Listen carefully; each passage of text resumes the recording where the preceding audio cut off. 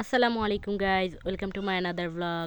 আজকে আমি চলে এসেছি গ্রাম বাংলায় কিভাবে ডালের বড়ি দেওয়া হয় সে পদ্ধতিটি দেখানোর জন্য। এই তো এখানে কালাইয়ের ডাল নেওয়া হয়েছে, ডালটাকে ভিজিয়ে রাখা হয়েছিল অনেকক্ষণ। এরপর ডালের যে কালো কালো খোসা থাকে সেই খোসাগুলোকে ছাড়ানো হচ্ছে হাত দিয়ে ঘষে।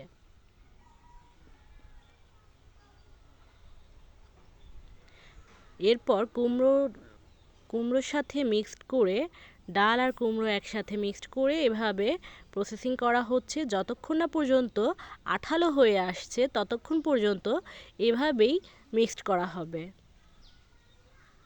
এই তো প্রপার মিক্সড করার পর এখন ডালের বড়িগুলো দেয়া হচ্ছে।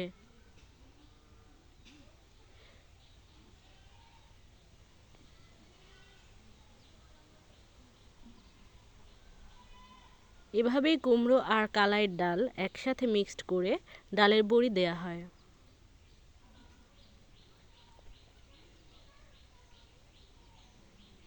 শীতকাল মানেই ডালের বড়ি, আর তাই শীতে সবার বাড়িতে এরকম ডালের বড়ি দেওয়া হয়।